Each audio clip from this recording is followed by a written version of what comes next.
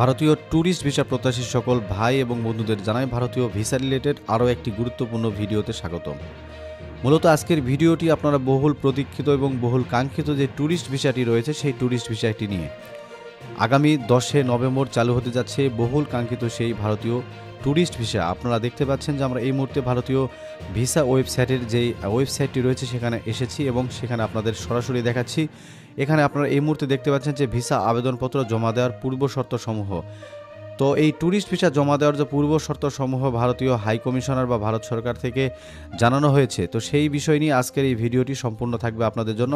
কারণ এই পূর্ব শর্তসমূহ যদি আপনারা না জানেন তাহলে কিন্তু ট্যুরিস্ট ভিসা আপনারা জমা দিতে পারবেন না, বা ট্যুরিস্ট ভিসা থেকে কিন্তু আপনারা একদমই প্রত্যাখ্যান হবেন। কেননা দীর্ঘদিন যাবৎ আপনারা এই ট্যুরিস্ট ভিসার অপেক্ষায় রয়েছেন, বা এই ট্যুরিস্ট ভিসা কবে চালু হবে সেই বিষয়ের জন্য অধীর আগ্রহ নিয়ে বসে রয়েছেন।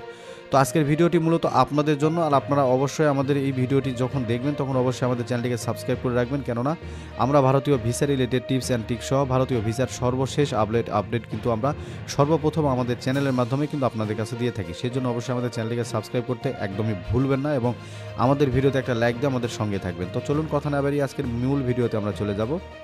এই মুহূর্তে আপনারা দেখতে পাচ্ছেন যে ভিসা আবেদনপত্র জমা দেওয়ার পূর্ব শর্তসমূহ। ভারত সরকার এই মুহূর্তে কিছু শর্ত দিয়েছে, তার মধ্যে কিন্তু ভিসা প্রত্যাখ্যান বা বিলম্ব এড়ানোর জন্য আবেদনপত্র জমা দেওয়ার আগে অনুগ্রহ করে নিম্নলিখিত নিয়মাবলী অনুসরণ করুন। তো আপনাদেরকে এই নিয়মগুলো তারা দিয়েছে, তো এই নিয়মগুলো আপনাদেরকে অবশ্যই জানতে হবে। যদি না জানেন তাহলে আপনারা কিন্তু ভিসা থেকে প্রত্যাখ্যান হবেন। এবং এর মধ্যে অনেকেই কিন্তু নিয়মগুলো জানেন, যারা জানেন তাদের জন্য মূলত আজকের এই ভিডিওটা না। যারা জানেন না বা যারা ট্যুরিস্ট ভিসার জন্য আগ্রহ নিয়ে বসে রয়েছেন মূলত তাদের জন্য আজকের এই ভিডিওটি। আপনারা অবশ্যই ভিডিওটি মনোযোগ সহকারে কন্টিনিউ করতে থাকেন।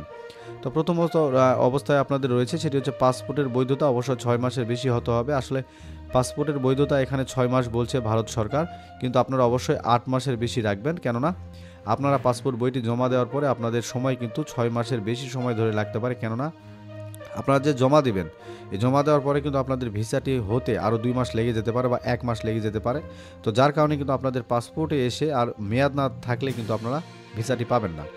এবং পরবর্তী যে গুরুত্বপূর্ণ বিষয়টি রয়েছে সেটি হচ্ছে আপনার পাসপোর্টের ন্যূনতম অন্তত 3টি যে খালি পৃষ্ঠা রয়েছে সেটি অবশিষ্ট থাকতে হবে। কেননা আপনারা যদি ডলার ইনভেস্টমেন্ট করে থাকেন সেখানে একটি পেজ আপনাদের লাগবে, এবং এক্সিট এন্ট্রি আপনার যে ডিপার্চার এবং যে অ্যারাইভাল সিল রয়েছে সেটি মারার জন্য কিন্তু আপনাদের আরও 2টি পেজ লাগবে। এই জন্য কিন্তু অবশ্যই 3টি পেজ আপনারা একদম খালি রাখার চেষ্টা করবেন, এবং যদি না হয় সেই ক্ষেত্রে আপনারা কিন্তু আবার নতুন করে পাসপোর্ট করতে পারবেন। তাছাড়া কিন্তু আপনারা ভিসা পাওয়া খুবই সমস্যা হয়ে যাবে আপনাদের, এবং ভিসাটি আপনাদের মিস হতে পারে। এবং আবেদনপত্র পাসপোর্ট নম্বর সঠিকভাবে কিন্তু উল্লেখ করা থাকতে হবে।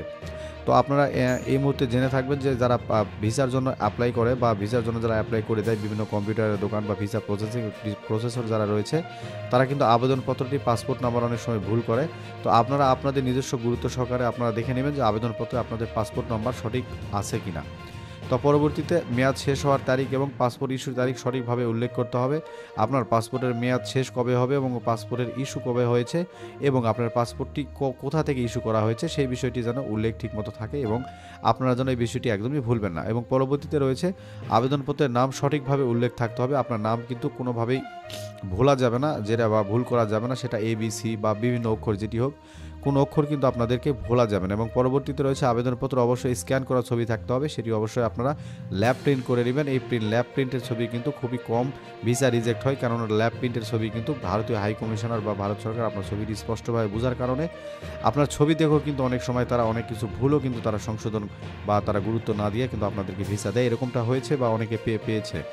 এবং পূর্ববর্তী পাসপোর্ট যদি থাকে তাহলে মূল পাসপোর্টের সাথে সংযুক্ত করতে হবে, এবং যদি হারিয়ে যায় সেক্ষেত্রে জিডি কপি করতে হবে। এবং পার্শ্ববর্তী আরেকটি আপনাদের কাগজ গুরুত্বপূর্ণ লাগবে, সেটি হচ্ছে আপনার যদি জিডি কপি অবশ্যই দেবেন, এবং আপনার পাসপোর্ট হারিয়ে গেলে কিন্তু লস্ট সার্কুলেশন একটি কপি পাওয়া যায়, সেটি কিন্তু আপনার ঢাকার পাসপোর্ট আগারগাঁও পাসপোর্ট অফিসে পেয়ে যাবেন। অথবা আপনারা কিন্তু চাইলে আপনাদের নিকটস্থ বিভাগীয় বা জেলা লেভেলে যে পাসপোর্ট অফিসগুলো রয়েছে সেই পাসপোর্ট অফিস থেকে আপনারা এগুলো নিতে পারবেন। এবং পরবর্তীতে রয়েছে পূর্ববর্তী ভিসা ইস্যু করার বিবরণ খালি রাখা যাবে না। আপনি যে এর আগে ভারতে গিয়েছেন বা ভারতের ভিসা করেছেন, সেই পূর্ববর্তী ভিসা করার যে জায়গাটি রয়েছে সেখানে কিন্তু খালি করা যাবে না। সেখানে আপনি ভিসা করেছেন এটা লিখতে হবে, এবং ভিসার যে ডকুমেন্টসগুলো তথ্যগুলো রয়েছে, ভিসা নাম্বার, কবে আপনি ভারত ত্যাগ করেছেন, কবে বাংলাদেশ ত্যাগ করে ভারতে গিয়েছেন, এই বিষয়গুলো কিন্তু সেখানে এন্ট্রি করা থাকে। এবং পরবর্তীতে ভারত ও বাংলাদেশে একটা রেফারেন্স খালি রাখা যাবে না। সেটি হচ্ছে আপনারা কোথায় যাবেন বা কোন হোটেলে যাবেন সেখানে একটা রেফারেন্স কিন্তু আপনাদের খালি রাখা যাবে না, অবশ্যই দিতে হবে। এবং বর্তমান ঠিকানা, স্থায়ী ঠিকানার সাথে ইউটিলিটি বিলের কিন্তু মিল থাকতে হবে। আপনাদের যে বর্তমান যে ঠিকানা রয়েছে এবং যে সেই ঠিকানার সঙ্গে স্থায়ী ঠিকানা কিন্তু সেটি কিন্তু ইউটিলিটি বিলের কিন্তু একটি মিল থাকতে হবে। সেই ক্ষেত্রে আপনি যদি চাকুরি করেন ঢাকা বা বিভিন্ন জায়গায় চাকুরির ইয়েতে থাকেন, তাহলে আপনার যেই বাসায় ভাড়া থাকেন সে বাসায় কমসে কম 6 মাস আপনাকে মিনিমাম থাকতে হবে এবং 6 মাসের পুরাতন একটি ইউটিলিটি বিল, সেটি 6 মাসের পুরাতন না আসলে সেটা আপনাকে কিন্তু ইউটিলিটি বিল একটি দিতে হতে পারে বা দিতে হবে। এবং পেশার বিবরণ সঠিকভাবে কিন্তু আপনাদেরকে পূরণ করতে হবে। আপনি কোন পেশায় চাকুরি যদি করে থাকেন আপনি এখানে অবশ্যই চাকুরিজীবী দিবেন, এখানে ভুল করা যাবে না বা আপনি ইচ্ছাকৃতভাবে ভুল করা যাবে না। এবং আপনি যদি একজন স্টুডেন্ট হয়ে থাকেন অবশ্যই স্টুডেন্ট আইডি কার্ডের ফটোকপি দিবেন বা স্টুডেন্ট আইডি কার্ড আপনারা দিবেন। এবং জন্মের তারিখ, জাতীয় পরিচয়পত্র, জন্ম সনদের সঙ্গে মিল কিন্তু থাকতে হবে অবশ্যই।